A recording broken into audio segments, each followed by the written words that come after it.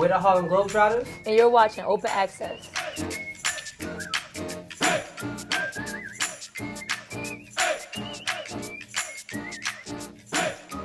Man, James Hawthorne here, man. I'm with my guy Cheese, man, Harlem Globetrotters.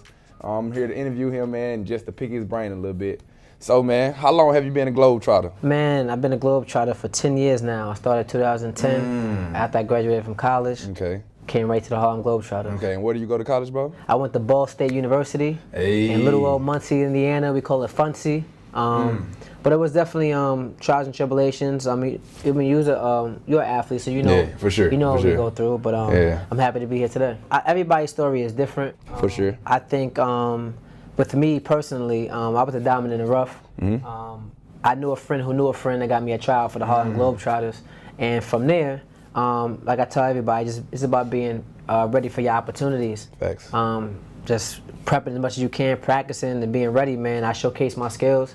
I actually, I ain't gonna lie, I killed the dude, man. I had to, you know what I mean? I put a lot of work in, and I was ready for that moment. And it's honored to be part. I'm just honored to be part of this historic organization, man. For sure, 94 man. years. Someone just watched me play in person, and then they contacted their recruiter, the coordinator. Yeah. And he reached out to me. I got invited to training camp. And just like Cheese said, the girl that I went against, I killed her. Because it's different things you have to do. You have to play basketball.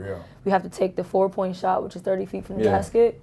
And I was netting them things in. Man, that's crazy, man. It was crazy. Just the format you doing that. And being African-American female, I know it was probably a little different because, you know, you don't see too many females in the Harlem Globetrotters, you know what I'm saying? So my question is, like, what did you know that you wanted to be a Harlem Globetrotter going into it, or it just like the opportunity struck and you just went along with it? I think the opportunity presented itself and I was ready for it. But for it to be possible for me is because of Lynette Woodard, who was our first ever African American female Globetrotter in 1985, and then TNT Lister, Fatima Lister. She brought females back, and she did so well that the fans requested more females, and so now there's 5 of us, and I'm honored to be one. I mean, I love playing here. It's one of the best places to play. I love Nando's. Oh man! So you like chicken? I see. Absolutely, I like their chicken there. It's good. Yeah, it is. Yeah, Nando's is good. London is beautiful when we play here in Wembley Arena, O2. I'm excited to play here, do February and do March. For sure, for sure. And y'all, we doing this obviously because y'all got tour. Absolutely. So how you think, on a scale of 1 to 10, how you think this gonna go? I mean, I've been here before. The crowd is off the chain here. Like the energy. I think basketball may not be the #1 sport here, but I think it's definitely loved here. Yeah, for it's sure. definitely I agree. Fan base. I know you play here as well. Yeah, for sure. But what we bring as Globetrotters is a different type of entertainment. Yeah, we're gonna bring the great basketball as well as the great showmanship, as far as like the flashy passing. That's the New York style ball. I'm gonna keep it real. As a basketball game on like times 10, you're gonna get more dunks. Like, especially for little kids that want to just see that slam dunk, like the pass behind the back, every possession. The Globetrotter game is where you need to be at. So, what did you think is your best asset on the court? Like, what you do best for the Harlem Globetrotters? I'm a dribbler. You're a dribbler? Yeah, so I you got mean, skills. I'm a toot my own horn, but I kind of compare myself to like Kyrie, like the female version. But definitely just dribbling and learning the tricks. Okay. So, being that y'all got a tour coming up, what are you looking forward to? Are you looking forward to going to any places? Like, you know what I'm saying? Well, we'll be here, like Chi said, February 27th through March 8th. So I'm just excited to just see the fans and see the love and the atmosphere in Great Britain. And just really turn up, for real. All right, James, you ready? I'm ready, bro. I'm going to show you some Globetrotter tricks 101. All right, first trick I want you to go behind the back, under the legs, okay, behind the back. Perfect. Now, I want you to go like this, behind the back, under the legs, hold it out.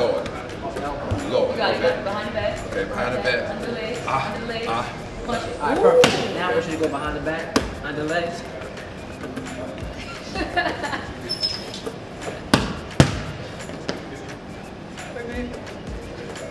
It's okay. So, like, I know y'all do a lot of community charity stuff. So, like, how do you feel like that impact people? You know what I'm saying? Because people not aware of all the stuff that y'all do. Because, like, they just know on the court y'all do, like, a lot of fancy stuff, but they don't know, and like, behind the scenes, like, y'all really in the community making an impact. Yeah, so I mean, just teaching you a little bit of the history, we're actually the ambassadors of Goodwill. So we are partnered with children's hospitals. We go into YMCA's, Boys and Girls Clubs, different schools, and kind of present our Team Up program, which is an anti-bullying program. Oh yeah, I'm with that. And we're just like trying to build people's confidence and self-esteem. For sure, for sure. And this year, actually, we'll be wearing a customized sleeve to raise awareness on mental health. So we're really excited about that. That's what's up, man. Yeah, I know. I have a grandma. She has like mental health issues. So that's like really what's up. You know what I'm saying? Because a lot of people are unaware. Like a lot of people like they downgrade it and they think it's not for real. So that's a good thing y'all doing that for real though. And that's the thing. It's just like, you know, yeah, we do tricks and we laugh and we have fun, but first and foremost, we're basketball players and we're humans, and so we just want to make people laugh, make people smile, kind of make people forget about the things that stress them out in life and just come on out and have a good time. I heard you got a degree in communications. Yes, sir. And then I share is one as well. Oh, man. Yeah. So we got stuff in common, man. I see what you're doing here, man. Much success to you. And I think this is where the world's going. We're going to content. And I think like with us, man, our content is big. Like with our Guinness World Record shots. Facts. Like with YouTube and on our social media pages on Instagram, on HarlemGlobetrotters.com. Like our content, man. Like we have some of the best trick shots. Like I shot a shot off top of Madison Square Garden. No. Yeah, it's on YouTube. You can check it out. Yeah. Right now. Right now. All right, Easy. baby. Okay. Google me. Say no more. Google me. Google him. Google this man. Google my teammates. I think as far as like especially African Americans in basketball culture, the Globetrotters have done so much as far as paved the way. Like for sure. The first African American to play in the NBA, to sign an NBA contract, was a Harlem Globetrotter. Yeah, man. So a lot of history, man. A lot of basketball. I can't wait to play here through February through March. HarlemGlobetrotters.com with my boy right here, man. Yeah, man. It's definitely an honor to be here with a Harlem Globetrotter. You know, growing up, like you just said, it's been a good system for African American players and people myself, and I've been knowing about the Harlem Globetrotters. Cool, so to actually be here sitting down with one of the players, man, it's a blessing because like basketball made the world that much smaller. Absolutely. Yeah, man. Just like you was telling me before we started the interview, you was like, you went to school in Mendenhall, and I'm like, man, that is crazy, dude. All the way from New York, and I don't meet this man. Nah, bro, he's bringing the world that much closer. I think as far as you know, with opportunity, when opportunity comes knocking, if you really love it and it's your passion, I think you'll go wherever it might lead you. Yeah, you got to do it. You got to do it. And what's scary, the scary thing about it is not even knowing where it's going to lead you. Yeah, that's a fact. So me going to Mendenhall, I mean, coming from a big city, I didn't know what I was getting myself into. True. But that led me to be ranked top 100 in the nation. For sure. Which led me to get a Division I scholarship, which led me to be a professional now. Yeah. But it's all about, like any kids listening, it's all about just following your passion. Even though you don't know where it's gonna lead you, but as long as you know you feel safe and you following your heart, I say shoot for it. All right. Put your finger up. All right, bet. Oh yeah, this moment to shoot right here. Here we go, baby. You see James? Hey. Oh. Let's go. Stop playing. Scorchers. Shots to Scorchers. Harlem Globetrotters. You hooped in South Carolina, you know what I'm saying? They got a lot of history. They got a lot of cold females come through there. Before I got to South Carolina, I was actually the first male or female in my city to win the Gatorade Player of the Year award. Wow. And scored 2,000 points, first ever in high school history. Went to South Carolina, was Dawn Staley's first recruit there. So the championship team, I was like their favorite player when they was in high school. And it was just kind of cool for me to watch all those girls come in and just take the program to a different level every single year. Just kind of like with the Globetrotters, because it's our 94th season. So people like Curly Neal, Meadowlark Lemon, those guys that your father might know that put the Globetrotters on the map. You know, people like Cheese and myself and our other teammates are taking it continuously to new levels. And so after graduating, I was all SEC, WNBA prospect, played in China, Bulgaria, Finland, Ecuador, all over. So you like well traveled throughout the world. Yes. So coming out of college, I'm pretty sure being that you got offered to South Carolina, that's an SEC school. SEC like one of the best. If people don't know, that's one of the best conferences. It is the best conference in the nation. Yes, one of the best conferences in college basketball, which is in America. So I'm pretty sure you had more offers. So like, did you have like a lot of offers coming out of high school or whatnot? To be honest, I think I was the one that people didn't know about because my city is so small. But had I grown up in New York or a place where basketball is already popping and like relevant, I may have gotten a different opportunity, but I was recruited by Princeton, Dartmouth, Columbia, a lot of Ivy League schools. Yeah.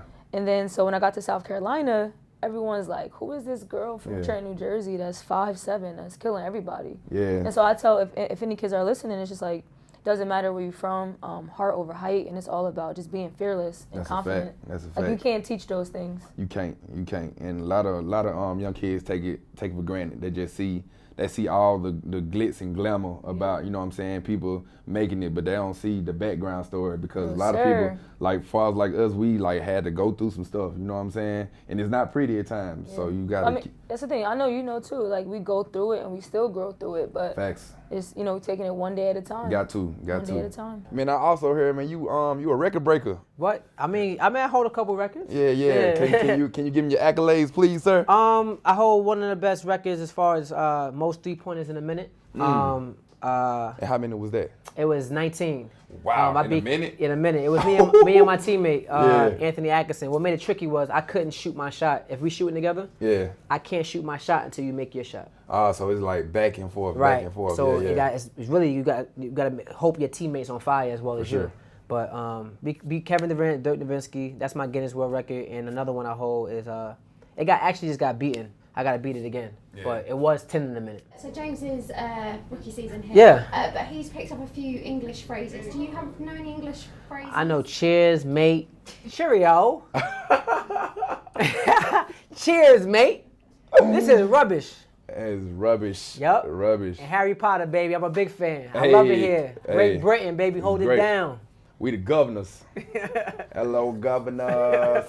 That's his new favourite phrase. Charlie bit me. Excuse me, madam. Would you mind if I run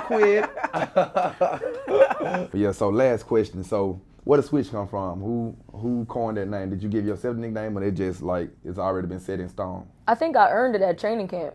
You know, because I was driving to the basket, but I was also pulling up, shooting 3-pointers, 4-pointers, and that thing went in. Still working on it. I bet I can beat you. Best of 5, top of the key. I kill you. Y'all ready? I would love for your fans to see this. I know you're the best player on the Scorchers. You gonna say all that?